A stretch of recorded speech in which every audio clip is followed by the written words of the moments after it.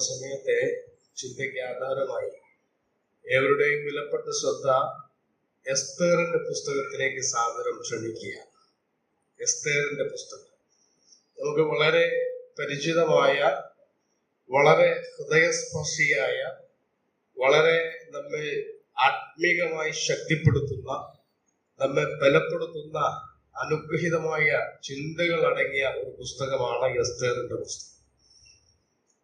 ഈ പുസ്തകത്തെ വിമർശിക്കുന്ന ചില ആളുകൾ ഇതിൽ ദൈവത്തിന്റെ പേര് അങ്ങനെ തന്നെ രേഖപ്പെടുത്തിയിട്ടില്ല എന്നൊക്കെ പരാമർശിച്ച് വിമർശനപരമായി പറയുന്നത് കേൾക്കാൻ ഇടയായിട്ടുണ്ട്.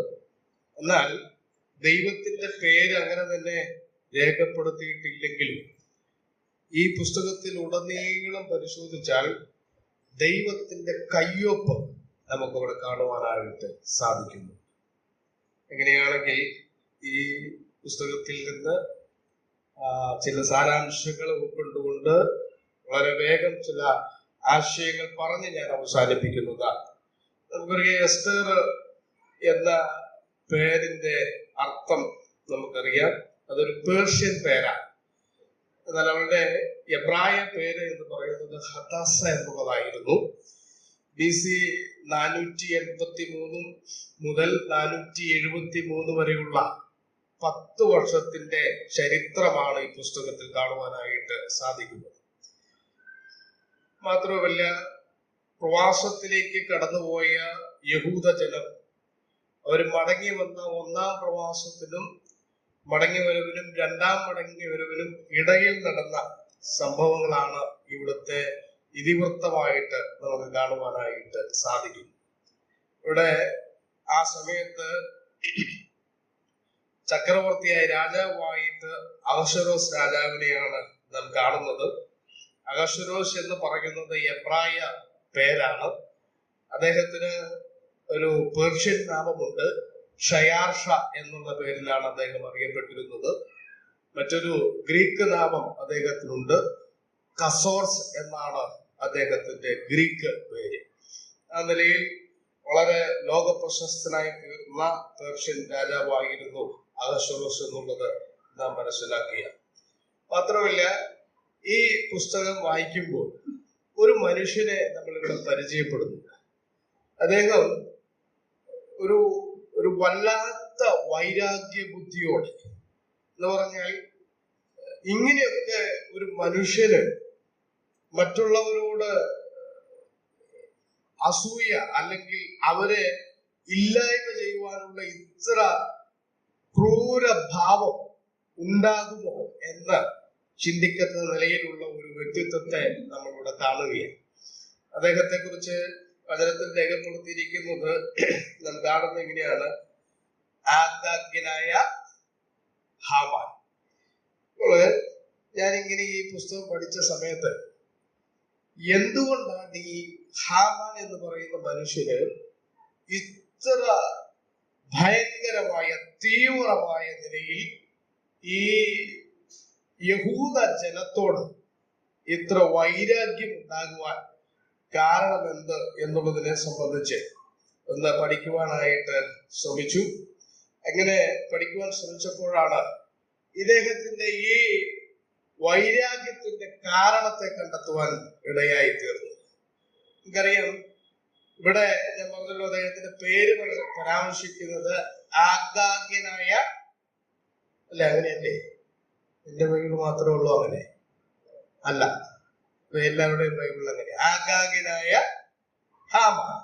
അപ്പോൾ ഈ ആഗാഗ് ആരാണ്? അല്ലെങ്കിൽ ഈ പേരിന്റെ പ്രത്യേകത എന്താ? ആ പേരെന്താ? നമുക്കറിയാം, ഈ ഫറവോ എന്ന് നാം കേട്ടിട്ടുണ്ട്, അല്ലേ? ഫറവോ ആരാ? ഫറവോ മിസ്രൈമ്യ രാജാക്കന്മാരുടെ സ്ഥാനപ്പേരാണ് ഫറവോ. അങ്ങനെയാണെങ്കിൽ അബിമേലെക്കോ?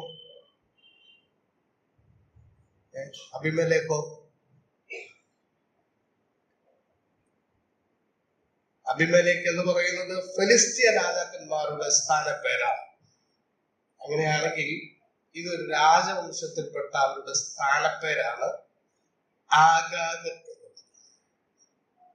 നമ്മളത് മനസ്സിലാക്കണമെങ്കിൽ പഴയ നിയമത്തിലെ അല്ലെങ്കിൽ ശമൂവേലിന്റെ പുസ്തകത്തിലേക്കൊക്കെ പോയാൽ അതിന്റെ 15-ാം അധ്യായത്തിന്റെ ഭാഗത്ത് ശമൂവേൽ പറഞ്ഞേൽപ്പിച്ചു കൊടുത്തൊരു കാര്യമുണ്ട്. അമാലേക്യരെ നിർമൂലമാക്കണമെന്ന് പറഞ്ഞ് അയക്കുന്ന ഒരു സാഹചര്യം. അവിടെ ശമൂവേൽ പറഞ്ഞതുപോലെ ഒന്നും ചെയ്തില്ല. ചെയ്യാതെ വന്നിട്ട് എല്ലാം അങ്ങനെ ചെയ്തു എന്ന് നാട്യത്തോടെ വന്ന് നിൽക്കുക. അങ്ങനെ വന്ന് കഴിഞ്ഞപ്പോൾ അവരെ അശേഷം നശിപ്പിക്കണമെന്നുള്ളതായിരുന്നു പ്രമാണം. പക്ഷേ ഇവിടെ ഇപ്പൊ ആരെ പിടിച്ചുകൊണ്ടുവന്നിട്ടുണ്ട്? ആഗാഗിനെ പിടിച്ചുകൊണ്ടുവന്നിട്ടുണ്ട്. അഥവാ അമാലേക്യ രാജാവായ ആഗാ എന്ന് പറഞ്ഞാൽ അമാലേക്യ രാജാക്കന്മാരുടെ സ്ഥാനപ്പേരാണെന്ത്? ആഗാഗ് എന്ന് പറയുന്നത്. ഇപ്പൊ ഞാൻ എന്തുകൊണ്ടാണ് ഈ മനുഷ്യന് ഇത്ര വൈരാഗ്യം തോന്നുവാൻ കാരണം എന്നുള്ളത് തിരുവചനത്തിലൂടെ മനസ്സിലാക്കുവാൻ ശ്രമിച്ചപ്പോഴാണ് അതിന്റെ ബോധ്യം ഉണ്ടായത്. ദൈവം വളരെ ശക്തമായ നിലയിൽ ഈ ശമൂവേലിനോട് പറയുന്ന 15-ാം അധ്യായത്തിന്റെ 1 ശമൂവേൽ 15-ന്റെ 2-ാം വാക്യം വായിക്കുമ്പോൾ അവിടെ ശക്തമായിട്ട് പറയുന്നുണ്ട്, അവരെ അശേഷം നശിപ്പിക്കണം. അതിന്റെ കാരണം കൂടി എടുത്തു പറയുന്നുണ്ട്. ഈ അമാലേക്കിനെതിരെയുള്ള ന്യായവിധി ദൈവം പുസ്തകത്തിൽ കുറിച്ചു വച്ചിരിക്കുന്നു. അതുകൊണ്ട് ദൈവം എഴുതി വെച്ച ന്യായവിധി നടപ്പിലാക്കുവാനായിട്ട് ഇപ്പോൾ നിന്നെയാണ് ഇത് ഭരമേൽപ്പിച്ചിരിക്കുന്നത് എന്നാണ് പറയുന്നത്. പുറപ്പാട് പുസ്തകം 17-14 വായിക്കുമ്പോ അവിടെ മോശയോട് പറയുകയാണ്, നീ ഇത് പുസ്തകത്തിൽ എഴുതി വെച്ച് യോശുവയോട് പറഞ്ഞ് കേൾപ്പിച്ച് കൃത്യമായിട്ടത് ചെയ്യുവാൻ തക്കവണ്ണം രേഖപ്പെടുത്തി വെക്കണമെന്ന് പറയുന്ന ഒരു സന്ദർഭം നാം അവിടെ വായിക്കുന്നുണ്ട്, അമാലേക്കിനെതിരെയുള്ള ന്യായവിധിയെ സംബന്ധിച്ച്. അപ്പോൾ ഇവിടെ ഇതിന്റെ ചരിത്ര പശ്ചാത്തലം എന്തുകൊണ്ടാണ് ഈ യഹൂദ ജനത്തോട് ഈ മനുഷ്യൻ ഇത്ര വൈരാഗ്യത്തിന്റെ കാരണം എന്നുള്ളതിനെ സംബന്ധിച്ച് തിരുവചനത്തിൽ നമുക്ക് മനസ്സിലാക്കുവാനായിട്ട് സാധിച്ചു. ദൈവത്തിന്റെ ജനമായ ഇസ്രായേൽ അഥവാ യഹൂദ ജനത്തെ ഉന്മൂലനം ചെയ്യുവാൻ ഈ ഹാമാൻ ശ്രമിച്ചതിന്റെ കാരണം ചില കാലങ്ങൾക്ക് മുൻപ് ഈ ജനത്തെ കൊണ്ട് തന്റെ ജനത്തെ ഉന്മൂലനാശം ചെയ്യുവാനായിട്ടുള്ള ഒരു ശ്രമം നടന്നു. എന്നാൽ അത് ദൈവദാസനായിരുന്ന ആ ശുശ്രൂഷ ഫലമേൽപ്പിച്ച ശൗല് കൃത്യതയോടെ ചെയ്യാത്തതിന്റെ ചില ശേഷിപ്പാണ് ഈ ഹാമാൻ എന്ന് പറയുന്ന മനുഷ്യൻ. പ്രിയമുള്ളവരെ, ഇവിടെ നമുക്ക് ലഭിക്കുന്ന സന്ദേശം എന്ന് പറയുന്നത്, എനിക്കും നിങ്ങൾക്കും ദൈവം ഫലമേൽപ്പിക്കുന്ന ശുശ്രൂഷകൾ, നമ്മുടെ മേൽ ഏൽപ്പിക്കപ്പെട്ട കർത്തവ്യങ്ങൾ, നമ്മുടെ മേൽ നൽകപ്പെട്ട ശുശ്രൂഷകൾ, കാര്യങ്ങൾ നാം കൃത്യതയോടുകൂടി ചെയ്യുന്നില്ല എങ്കിൽ ചില ശേഷിപ്പുകൾ ഉണ്ടായാൽ അത് വലിയ പരാജയത്തിന് കാരണമായി തീരുവാൻ ഇടയാകും എന്നുള്ളതാണ്. നമുക്കറിയാം, ശൗലിന്റെ മരണത്തെ കുറിച്ച് നമ്മൾ മനസ്സിലാക്കും.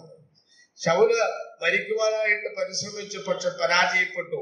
പിന്നീട് ഒരു ജാതിയുടെ കൈകൊണ്ട് താൻ കൊല്ലപ്പെടുന്ന സാഹചര്യം ഉണ്ടായി. ആരാ കൊന്നേ? ഒരമാലേക്യൻ. അപ്പോൾ ശൗല് തന്നെ അവിടെ തനിക്ക് തന്നെ നാശം വരുത്തി വയ്ക്കുവാൻ ഇടയായി എന്നുള്ളതാണ്. അപ്പോൾ ഇവിടെ ഞാൻ ഓർമ്മിപ്പിച്ചത്, ദൈവം നമ്മെ ഭരമേൽപ്പിക്കുന്ന ശുശ്രൂഷകൾ ഏതുമാകട്ടെ എന്തുമാകട്ടെ അത് നാം കൃത്യതയോടുകൂടി ചെയ്യുവാനായിട്ട് പരിശ്രമിക്കുകയും അതിനുവേണ്ടി എല്ലാ കാര്യങ്ങളും ചെയ്യുവാൻ ഇടയായി തീരുകയും ചെയ്യണം എന്നുള്ളത്. അങ്ങനെയാണെങ്കിൽ ഇതാണ് അതിന്റെ ഈ പുസ്തകത്തിന്റെ പശ്ചാത്തലം. അപ്പോൾ ഈ ഇസ്രായേൽ ജനത്തെ അഥവാ യഹൂദ ജനത്തെ കൊന്നുമുടിക്കുവാനുള്ള തീഷ്ണമായ ആഗ്രഹം, ഇല്ലായ്മയുള്ള തീഷ്ണമായ ആഗ്രഹം, അതിനുവേണ്ടി കഴിവരമുണ്ടാക്കി വെച്ചിരിക്കുക. അപ്പോൾ അങ്ങനെ ഒരു മനുഷ്യൻ പ്രവർത്തിച്ചു കൊണ്ടിരിക്കുമ്പോൾ ദൈവത്തിന്റെ ജനത്തോടുള്ള ദൈവത്തിന്റെ ആ സംരക്ഷണത്തെ സംബന്ധിച്ചാണ് ഈ പുസ്തകത്തിൽ നാം മനസ്സിലാക്കുന്നത്. 3 ശ്രദ്ധേയമായ വിഷയങ്ങൾ അവതരിപ്പിച്ച് വളരെ വേഗം ഞാൻ അവസാനിപ്പിക്കാം. ഒന്നാമത്തെ കാര്യം, ദൈവജനത്തിനെതിരെ ശത്രുവിന്റെ പ്രവർത്തനമുണ്ട് എന്നുള്ള ഒരു ബോധ്യം എപ്പോഴും ഉണ്ടാകണം. നമ്മൾ പലപ്പോഴും വിചാരിക്കുന്നത് നമ്മൾ ദൈവമക്കളായതുകൊണ്ട് നമുക്ക് വലിയ പ്രശ്നങ്ങളൊന്നും അങ്ങനെ ഉണ്ടാകില്ല എന്നുള്ളതാണ്. എന്നാൽ ഓർത്തിരിക്കേണ്ടത്, ഏറ്റവും കൂടുതൽ പ്രതിസന്ധികൾ ഉണ്ടാകാനുള്ള സാധ്യത ദൈവത്തിന്റെ മക്കൾക്കുണ്ട് എന്നുള്ള ബോധ്യം നമുക്കുണ്ടായിരിക്കണം എന്നുള്ളതാണ്. ഇവിടെ ഈ യഹൂദ ജനത്തിന് അവർക്കെതിരെ ശത്രുവിന്റെ ശക്തമായ ഒരു പ്രവർത്തനം ഉണ്ട്. 3-ാം അധ്യായത്തിന്റെ 6-ാം വാക്യം നമുക്ക് ഒന്ന് വായിക്കാം. 3-ാം അധ്യായത്തിന്റെ 6-ാം വാക്യം. എന്നാൽ മൊർദെഖായിയെ മാത്രം കയ്യേറ്റം ചെയ്യുന്നത് അവന് പുച്ഛകാര്യമായി തോന്നി. മൊർദെഖായിയുടെ ജാതി ഇന്നതെന്ന് അവന് അറിവ് കിട്ടിയിട്ടുണ്ടായിരുന്നു. അതുകൊണ്ട് അഹശ്വേരോശിന്റെ രാജ്യത്തെല്ലായിടവും ഉള്ള മൊർദെഖായിയുടെ ജാതിക്കാരായ യഹൂദന്മാരെയൊക്കെയും നശിപ്പിക്കേണ്ടതിന് ഹാമാൻ സ്ഥലം അന്വേഷിച്ചു.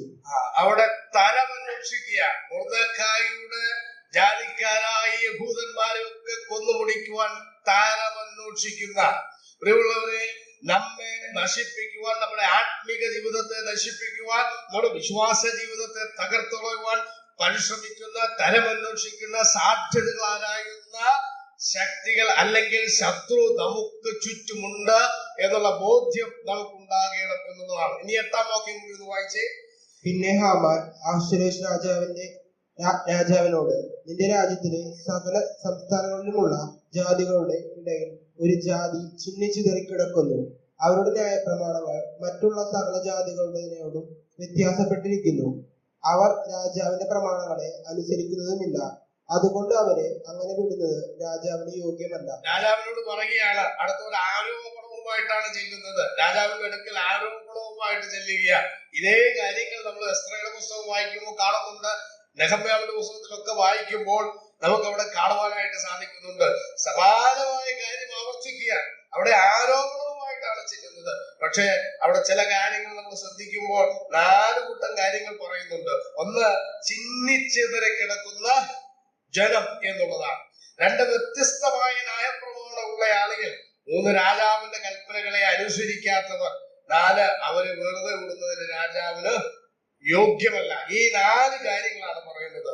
എന്നാൽ ഇത് ഹാമാൻ എന്ന് പറയുന്ന ഈ മനുഷ്യനെ സംബന്ധിച്ചിടത്തോളം അയോഗ്യതകളാണ്, കുറവുകളായിട്ടാണ് താൻ കാണുന്നതെങ്കിൽ ദൈവജനത്തെ സംബന്ധിച്ചിടത്തോളം അത് ഏറ്റവും ഉദാത്തമായ മാതൃകയായി നമുക്കതിനെ ചിന്തിക്കുവാനായിട്ട് സാധിക്കുന്നു.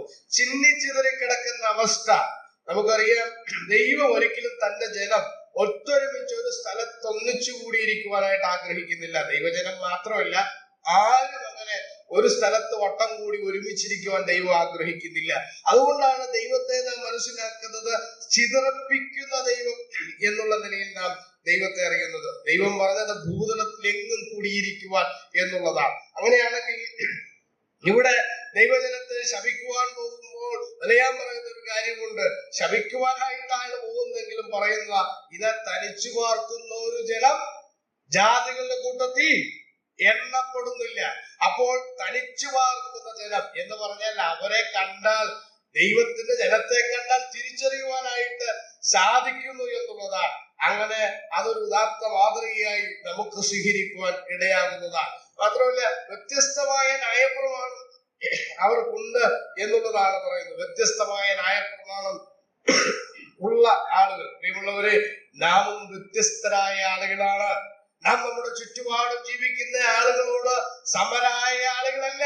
ആകാരം കൊണ്ട് നാം സമരാണ് എങ്കിൽ, പക്ഷേ നമ്മുടെ സ്വഭാവം കൊണ്ട് നാം വ്യത്യസ്തരാണ്. നാം അവരിൽ നിന്ന് വ്യത്യാസമുള്ള ആളുകളാണ്. ആ വ്യത്യാസം നമ്മുടെ ജീവിതത്തിന്റെ എല്ലാ മേഖലകളിലും ഉണ്ടാകുവാനായിട്ട് ഇടയാകണം എന്നുള്ളതാണ്. രാജാവിന്റെ കൽപ്പനകളെ അനുസരിക്കാത്തവരെന്ന് ഹാമാൻ പറയുമ്പോൾ, ദൈവത്തിന്റെ പ്രമാണത്തെക്കാൾ അപ്പുറമായി ലോകത്തിന്റെ നീതിയോ ലോകത്തിന്റെ വ്യവസ്ഥയോ ദൈവത്തെയോ അനുസരിക്കുവാൻ ബാധ്യതയില്ലാത്ത ആളുകളാണ് ഞാനും നിങ്ങളും എന്നുള്ളത് ഓർത്തിരിക്കുവാനായിട്ട് ആവശ്യമുണ്ട്. നാളെ ചിലപ്പോൾ ഇന്നത്തെക്കാൾ ബുദ്ധിമുട്ടായി ലോക നിയമങ്ങൾക്ക് നമുക്കെതിരെ വന്നാൽ, ലോക നിയമങ്ങൾക്ക് അനുസൃതമായിട്ടല്ല നാം പോകേണ്ടത്, അല്ലെങ്കിൽ പോകേണ്ടത്, മറിച്ച് ദൈവത്തിന്റെ നിയമങ്ങൾക്ക് അനുസരിച്ചാണ് നാം പോകേണ്ടത് എന്നുള്ളതാണ്. എന്നിട്ട് അവസാനം പറയുകയാണ്, അവരെ അങ്ങനെ വിടുന്നത് രാജാവിന് യോഗ്യമായ കാര്യമല്ല എന്ന് പറഞ്ഞാൽ ഇങ്ങനെയാണ് അദ്ദേഹം അർത്ഥമാക്കുന്നത്. ഇവരെ ഇങ്ങനെ വെറുതെ വിട്ടാൽ ഈ രാജ്യത്തിനും രാജാവിനും അപകടം ഉണ്ടാക്കുവാൻ ഇടയുള്ള ആളുകളാണ് എന്നുള്ളതാണ്. എന്നിട്ട് ഇദ്ദേഹം രാജാവിന് കൈക്കൂലി കൊടുത്തയക്കുകയാണ്. ദൈവജനത്തിനെതിരെ കൈക്കൂലി കൊടുത്തൊരു വിധി അദ്ദേഹം സമ്പാദിക്കുക. 3:9 വായിക്കുമ്പോൾ നമുക്കിവിടെ കാണുവാനായിട്ട് സാധിക്കുന്നു. രാജാവിന് കൈക്കൂലി കൊടുത്തയച്ച് ഇവർക്കെതിരെ ഒരു വിധി അദ്ദേഹം നേടിയെടുക്കുകയാണ്. അങ്ങനെ കഴിവരമുണ്ടാക്കി യഹൂദന്മാരെ മുഴുവനും ഈ കഴിവരത്തിൽ കൊന്നു മുടിക്കുവാനായിട്ടുള്ള പരിശ്രമം നടത്തുക. കൈക്കൂലി കൊടുത്ത് അനുകൂല വിധി ഉണ്ടാക്കുന്ന ആളുകൾ, നമുക്കറിയാം, കൈക്കൂലി കൊടുത്ത് അവസരങ്ങളെ സൃഷ്ടിക്കുന്നത് പോലെ കൈക്കൂലി കൊടുത്ത് അനുകൂല വിധി ഉണ്ടാക്കുന്ന ആളുകൾ. രണ്ടാമത്തെ വിഷയത്തിലേക്ക് നാം കടന്നു വരുമ്പോൾ, ഇങ്ങനെയൊക്കെയുള്ള വലിയൊരു പ്രതിസന്ധിയുടെ നടുവിലാണ് ദൈവത്തിന്റെ ജനം നിൽക്കുന്നത്, ജീവിക്കുന്നത്. എന്നാൽ ആ ഒരു പ്രതികൂല സാഹചര്യത്തിലും ദൈവത്തിന്റെ ജനത്തിന് ദൈവം നൽകുന്ന ശ്രേഷ്ഠതയെ തിരുവചനം നമ്മെ ശക്തമായിട്ട് ഓർമ്മിപ്പിക്കുക. ദൈവത്തിന്റെ ജനത്തിന് ദൈവം ശക്തമായ സംരക്ഷണം നൽകുന്നുണ്ട് എന്നുള്ളത്. പലപ്പോഴും നമുക്ക് പറ്റുന്ന പരാജയം എന്ന് പറയുന്നത് നാം ആരാണ് എന്നുള്ള ബോധ്യം നമുക്ക് നഷ്ടപ്പെട്ടു പോകുന്നു എന്നുള്ളതാണ്. പല ജീവിത സാഹചര്യങ്ങളിൽ നേരിടുന്ന പ്രതിസന്ധികളിലൊക്കെ നാം ആരാണ് എന്നുള്ളത് പലപ്പോഴും മറന്നു പോവുകയാണ്. അതുകൊണ്ട് ദൈവം നമുക്ക് വേണ്ടി ഒരുക്കുന്ന, ക്രമീകരിക്കുന്ന നന്മകളെയോ വഴികളെയോ കുറിച്ച് നമുക്ക് കാണാൻ കഴിയാതെ പോകുന്നു. നമുക്കറിയാം, ഇസ്രായേൽ ജനത്തിന്റെ ഒരു അനുഭവം പുറപ്പാട് പുസ്തകം 14-ാം അധ്യായത്തിൽ രേഖപ്പെടുത്തിയിട്ടുണ്ട്. അവിടെ മിസ്രയീമിൽ നിന്ന് അവർ വന്നിട്ട് ചെങ്കടലിന്റെ തീരത്ത് അണിനിരന്നിരിക്കുന്ന സാഹചര്യമാണ്. ചെങ്കടലിന്റെ തീരത്ത് അണിനിരന്നിരിക്കുന്നു. ഇപ്പോൾ അവരുടെ കാതുകളിൽ കേൾക്കുന്നത് പുറകിൽ ഇവരെ അനുഗമിക്കുന്ന ഫറവോന്റെ കുതിരക്കുളമ്പുകളുടെ ശബ്ദമാണ്. അവരുടെ സൈന്യത്തിന്റെ മഹാബലത്തോടു കൂടി വരുന്ന ആ സൈന്യത്തിന്റെ ആർപ്പുവിളികളാണ്. ജനം വല്ലാതെ ഭയപ്പെട്ടു. അവിടെ ഒരു കൂട്ടം ആളുകൾ മോശയ്ക്കും യഹോവയ്ക്കും വിരോധമായി സംസാരിച്ചു എന്നുള്ളത് നാം അവിടെ വായിക്കുക. അവർ ചോദിക്കുകയാണ്, മിസ്രയീമിൽ ശവക്കുഴി ഇല്ലാഞ്ഞിട്ടാണോ നീ ഞങ്ങളെ ഇങ്ങോട്ട് കൊണ്ടുവന്നത്? ചെങ്കടല മുൻപിൽ നിൽക്കുന്ന, അപ്പുറം കടക്കുവാൻ വഴിയില്ല, സാധ്യതകളില്ല, മുൻപോട്ട് പോകുവാനുള്ള സാഹചര്യങ്ങൾ കണ്ണിൽ കാണുവാനായിട്ട് കഴിയാതെ വന്നപ്പോൾ ശത്രുവിന്റെ ആ വലിയ ശക്തിയെ കുറിച്ച് കേൾക്കുമ്പോൾ ജനം ആകെ എങ്കലാപ്പാണ്. എന്നാൽ പ്രിയമുള്ളവരെ, നമുക്കറിയാം അവിടെ എന്താ സംഭവിച്ചത് എന്നുള്ളത്. അവിടെ നാം വായിക്കുന്നത് എങ്ങനെയാണ്? അതുവരെയും മുമ്പിൽ നടന്ന ദൈവത്തിന്റെ ദൂതൻ അവിടെ നിന്ന് പിൻപിൽ അവർക്ക് പുറകിലേക്ക് പോയി. എന്തിനു വേണ്ടിയാ പോയേ? ഇവിടെ രേഖപ്പെടുത്തിയിട്ടുണ്ട്, മിസ്രയീമ്യ സൈന്യവും ഇസ്രായേൽ ജനവും തമ്മിൽ അടുത്തു വരാതിരിക്കേണ്ടതിന് അവർക്ക് പിൻപിൽ പോയി നിന്നു എന്ന് പറഞ്ഞാൽ എന്റെ ബലഹീനതകൾ എന്താണെന്നുള്ളത് എന്റെ ദൈവത്തിന് അറിയാം. എന്റെ പരിമിതികൾ എന്താണെന്നുള്ളത് എന്നേക്കാൾ നന്നായി എന്റെ ദൈവത്തിന് അറിയാം. എന്റെ പരിമിതികൾക്കും എന്റെ പ്രതിസന്ധികൾക്കും എന്റെ ബലഹീനതകൾക്കും അനുസൃതമായി എന്നോട് കരുണ കാണിക്കുവാൻ കഴിയുന്നവനാണ് എന്റെ ദൈവം എന്നുള്ള ബോധ്യം നമ്മുടെ ഹൃദയത്തിൽ എപ്പോഴും ഉണ്ടായിരിക്കണം എന്നുള്ളതാണ്. ഇവിടെ നാം കാണുകയാണ്, അങ്ങനെയുള്ള ഒരു സാഹചര്യത്തിൽ ദൈവം തന്റെ ജനത്തെ സംരക്ഷിക്കുന്നതിനെ സംബന്ധിച്ച് 6-ാം അധ്യായത്തിന്റെ 13-ാം വാക്യം ഒന്ന് വായിക്കാം. തനിക്ക് സംഭവിച്ചതൊക്കെയും ഹാമാൻ ഭാര്യയായ സേരസിനോടും തന്റെ സകല സ്നേഹിതന്മാരോടും വിവരിച്ചു പറഞ്ഞു. അവന്റെ വിദ്വാൻമാരും അവന്റെ ഭാര്യ സേരസും അവനോട്, മൊർദെഖായിയുടെ മുമ്പിൽ നീ വീഴുവാൻ തുടങ്ങി. അവൻ യഹൂദ വംശക്കാരനാകുന്നു എങ്കിൽ നീ അവനെ ജയിക്കുകയില്ല, അവനോട് തോറ്റുപോകുകയുള്ളൂ എന്ന് പറഞ്ഞു. ഹാമാന്റെ ഭാര്യ പറയുകയാണ്, അവൻ യഹൂദ വംശക്കാരനാണെങ്കിൽ നീ അവനോട് ജയിക്കയില്ല. ആരാ പറയുന്നത്? ശത്രുവിന്റെ ഭാര്യയും സ്നേഹിതന്മാരും അവന് പ്രിയപ്പെട്ട ആളുകളെല്ലാം പറയുകയാണ്, അവൻ യഹൂദ വംശക്കാരനാണെങ്കിൽ. പ്രിയമുള്ളവരെ, നമ്മളെ കുറിച്ച് മറ്റുള്ളവർക്ക് നല്ല ബോധ്യമുണ്ട്, ഇല്ലേ? മറ്റുള്ള ആളുകൾ നമ്മളോട് അവർക്ക് വേണ്ടി പ്രാർത്ഥിക്കണമെന്ന് പറയുമ്പോൾ അവർക്ക് നല്ല ബോധ്യമുണ്ട്. എന്താ? ഇവർ പ്രാർത്ഥിച്ചാൽ ദൈവം കേൾക്കും, മറുപടി ഉണ്ടാകും എന്ന വ്യക്തമായ ബോധ്യം അവർക്കുണ്ട്. പക്ഷേ പലപ്പോഴും നമുക്ക് ആ ബോധ്യം ഇല്ലാതെ പോകുന്നു എന്നുള്ളതാണ്. അപ്പൊ ദൈവത്തിന്റെ ജനമാണെങ്കിൽ, അവൻ യഹൂദ വംശക്കാരനാണെങ്കിൽ അവനോട് നിനക്ക് ജയിക്കുവാൻ സാധിക്കുകയില്ല. ദൈവത്തിന്റെ ജനത്തെ പരാജയപ്പെടുത്തുവാൻ സാധിക്കുകയില്ല. ഒരു വാക്യം കൂടി, 6-ന്റെ 10-ാം വാക്യം കൂടി. നീ വേഗം ചെന്ന് വസ്ത്രവും കുതിരയും നീ പറഞ്ഞതുപോലെ കൊണ്ടുവന്ന് രാജാവിന്റെ വാതിൽക്കൽ ഇരിക്കുന്ന യഹൂദനായ മൊർദെഖായിക്ക് അങ്ങനെയൊക്കെ ചെയ്യുക. നീ പറഞ്ഞതിൽ ഒന്നും കുറച്ചു കളയരുത് എന്ന് കൽപ്പിച്ചു. അവിടെ രാജാവ് ഹാമാൻ എന്തൊക്കെ തനിക്ക് കിട്ടണമെന്ന് ആഗ്രഹിച്ചു ആ കാര്യങ്ങളെല്ലാം മൊർദെഖായിക്ക് ചെയ്യുവാനായിട്ട് രാജാവ് പറഞ്ഞു കൊടുക്കുന്ന കാര്യമാണ്. എന്ന് പറഞ്ഞാൽ ശത്രുവിന്റെ മുമ്പിൽ നമ്മെ മാനിക്കുന്ന ദൈവമാണ് എന്നുള്ളത് നമ്മെ അത് ഓർമ്മിപ്പിക്കുക. ശത്രുവിന്റെ മുമ്പിൽ ദൈവം നമ്മെ മാനിക്കും. നാമെ ലജ്ജിക്കുവാൻ, പരാജയപ്പെടുവാനായിട്ട് ദൈവം സമ്മതിക്കുകയില്ല. ഒരു വാക്യം കൂടി, 4:14 കൂടി. നീ ഈ സമയത്ത് മിണ്ടാതിരുന്നാൽ യഹൂദന്മാർക്ക് മറ്റൊരു സ്ഥലത്ത് നിന്ന് ഉദ്ധാരണവും രക്ഷയും ഉണ്ടാകും. എന്നാൽ നീയും നിന്റെ പിതൃഭവനവും നശിച്ചു പോകും. അവിടെ മൊർദെഖായി എസ്തറിനോട് പറയുന്ന ഒരു കാര്യമാണ്. എസ്തറെ, നീ ഈ സമയത്ത് മിണ്ടാതിരുന്നാൽ, നീ പ്രതികരിക്കേണ്ടുന്ന സമയമാണ്. നീ മിണ്ടാതിരുന്നാൽ, ശ്രദ്ധേയമായ ഒരു പദപ്രയോഗം അവിടെ രേഖപ്പെടുത്തിയിട്ടുണ്ട്. നീ മിണ്ടാതിരുന്നാൽ നീയും നിന്റെ പിതൃഭവനും രക്ഷപ്പെട്ടുകൊള്ളുമെന്ന് നീ വിചാരിക്കേണ്ട. മറിച്ച് യഹൂദന്മാർക്കുള്ള രക്ഷ എവിടുന്ന് വരുന്ന വാക്ക് പ്രത്യേകമായ ഒരു പദപ്രയോഗം അവിടെ ഉപയോഗിച്ചിട്ടുണ്ട്. യഹൂദന്മാർക്ക് മറ്റൊരു സ്ഥലത്ത് നിന്ന് ഉദ്ധാരണവും രക്ഷയും ഉണ്ടാകും. മറ്റൊരു സ്ഥലത്ത് നിന്ന് എന്ന് പറഞ്ഞാൽ ദൈവം പ്രവർത്തിക്കുവാൻ സാധ്യതകളോ സാഹചര്യങ്ങളോ ആവശ്യമില്ലാത്തവരാണ്. ഒന്നുമില്ലായ്മയിൽ നിന്ന് സകലത്തെയും വിളിച്ചു വരുത്തിയ ദൈവത്തിന് യാതൊരു കാരണത്തിന്റെയും ആനുകൂല്യങ്ങളില്ലാതെ പ്രവർത്തിക്കുവാൻ കഴിയുന്ന സർവശക്തനായ ദൈവമാണ് എന്നുള്ളതാണ്. പ്രിയമുള്ളവരെ, മറ്റൊരു സ്ഥലത്ത് നിന്ന് പലപ്പോഴും നമ്മുടെ ജീവിതത്തിന്റെ പ്രതികൂല സാഹചര്യങ്ങളിൽ നമ്മൾ പലതും നമ്മുടെ ചിന്തകളിൽ നമ്മുടെ കാര്യങ്ങളെ കുറിച്ച് നമ്മൾ പല ധാരണകളിൽ നമ്മൾ ഉണ്ടാക്കാറുണ്ട്. എന്നാൽ ദൈവം ചിലപ്പോൾ നമുക്ക് വേണ്ടി പ്രവർത്തിക്കുന്നത് മറ്റൊരു സ്ഥലത്ത് നിന്നാണ്. ഞാൻ വളരെ വേഗം പറഞ്ഞ് അവസാനിപ്പിക്കാം. ഞാൻ പറഞ്ഞല്ലോ, മകളുടെ നഴ്സിംഗ് അഡ്മിഷനോട് ബന്ധപ്പെട്ട അതിന്റെ ഓരോ കാര്യങ്ങൾ ക്രമീകരിച്ചു വന്നപ്പോ, ഫിനാൻഷ്യൽ ആയിട്ടുള്ള കാര്യത്തോട് ബന്ധപ്പെട്ട് വന്നപ്പോ, ഏതോ ഒരു അമേരിക്കയിലുള്ള കുറെ വിശ്വാസികളായ ആളുകൾ, അവരുകാരല്ല, അവർ കൂടുന്ന ഒരു കൂട്ടായ്മയോട് ബന്ധപ്പെട്ട്, എന്റെ ഭാര്യയുടെ വീട്ടുകാരൊക്കെ പെന്തക്കോസ്തൽ വിശ്വാസത്തിലുള്ളവരാണ്.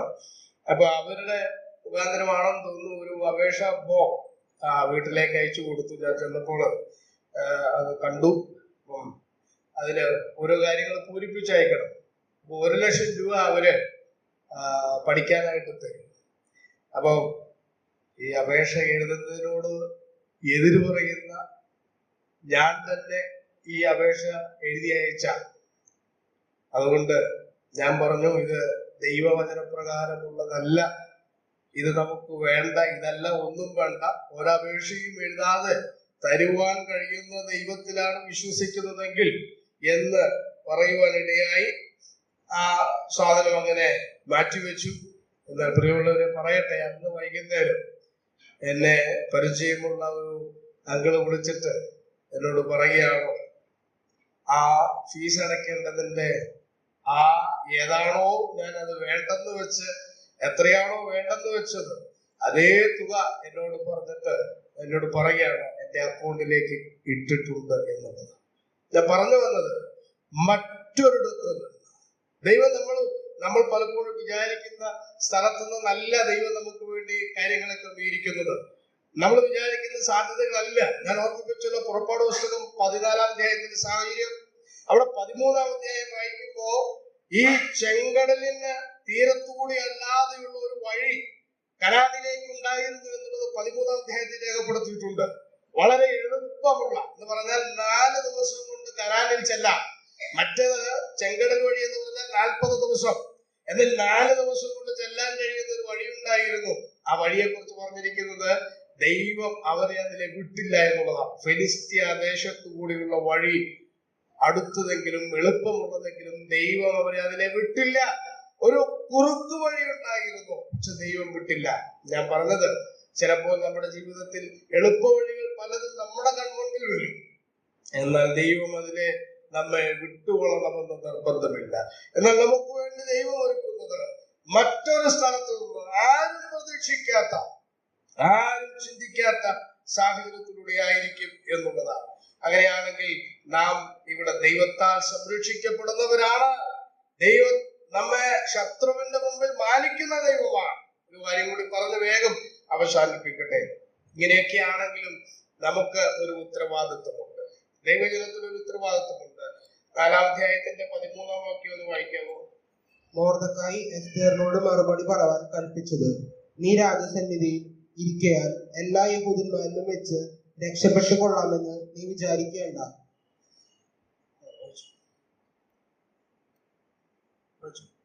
നീ സമയത്ത് മിണ്ടാതിരുന്നാൽ യഹൂദന്മാർക്ക് മറ്റൊരു സ്ഥലത്ത് നിന്ന് ഉദ്ധാരണവും രക്ഷയും ഉണ്ടാകും. എന്നാൽ നീയും നിന്റെ പിതൃഭവനവും നശിച്ചു പോകും. ഇങ്ങനെയുള്ളൊരു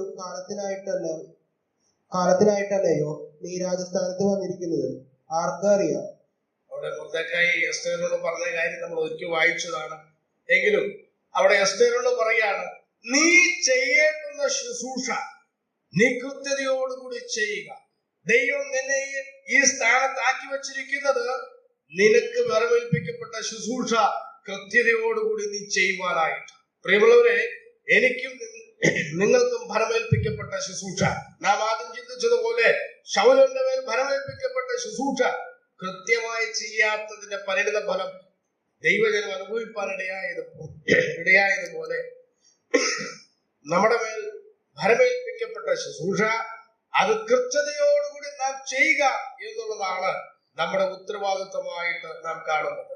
അവസാനമായി അവിടെ നാം കാണുന്നത് പ്രാർത്ഥനയുടെ വലിയൊരു പോരാട്ടം അവരെല്ലാവരും ചേർന്ന് നടത്തുന്നത് നമ്മൾ കാണുകയാണ്. 4-ാം അധ്യായത്തിന്റെ 1 മുതലുള്ള വാക്യങ്ങൾ വായിക്കുമ്പോൾ അവര് അതിശക്തമായ ഒരു പ്രാർത്ഥന അവിടെ നയിക്കുന്നത് നമ്മൾ കാണുകയാണ്. എസ്തേറും അതുപോലെ മൊർദെഖായി അടക്കം യഹൂദജനമെല്ലാം അവരെല്ലായിടത്തും ഒരുപോലെ ദൈവസന്നിധിയിൽ പ്രാർത്ഥിക്കുന്ന ഒരു സാഹചര്യത്തെ കാണുക. നാം ദൈവസന്നിധിയിൽ പ്രാർത്ഥിക്കുവാൻ കടപ്പെട്ടവരാണ്. ശുശ്രൂഷകൾക്ക് വ്യത്യാസമുണ്ട്. എസ്തേറിനെ രാജാവിന്റെ സന്നിധിയിലേക്ക് പോയി നിൽക്കുവാനുള്ള ധൈര്യം പകർന്ന് പ്രബോധിപ്പിച്ച് ശക്തിയോടെ പറഞ്ഞു വിടുന്നതായിരുന്നു മൊർദെഖായിയുടെ ശുശ്രൂഷയെങ്കിൽ രാജാവിന്റെ ആ ചെങ്കോൽ നീട്ടുകയില്ലയോ ആകട്ടെ, രാജാവിന്റെ മുൻപിൽ പോയി ദൈവജനത്തിന് വേണ്ടി നിൽക്കുക എന്നുള്ളതായിരുന്നു എസ്തേറിന്റെ ശുശ്രൂഷ. എന്നാൽ യഹൂദ ജനത്തിന്റെ ബാക്കിയുള്ളവരുടെ ശുശ്രൂഷയോ അവർ രട്ടിലും വെണ്ണീറിലും ഇരുന്നുകൊണ്ട് ഈ മഹാദൗത്യത്തിന് വേണ്ടി ദൈവസന്നിധിയിൽ കണ്ണുനീർ പൊഴിക്കുന്നതായിരുന്നു. കർത്താവിന്റെ നാമത്തിന് മഹത്വം ഉണ്ടാകട്ടെ. എന്നെയും നിങ്ങളെയും ഏൽപ്പിച്ച ശുശ്രൂഷകൾ ദൈവനാമ മഹത്വത്തിന് ഫലകരമായി തീരുവാൻ ഇടവരട്ടെ എന്നുള്ള പ്രാർത്ഥന ഏവർക്കും ഒരിക്കൽ കൂടി ഹൃദയംഗമായ നന്ദി അറിയിച്ചു. ഈ അവസരം ദൈവസഭയോടുള്ള എല്ലാ നന്ദിയും അറിയിച്ചു. ദൈവസഭയിരിക്കുന്നു. ദൈവനാമം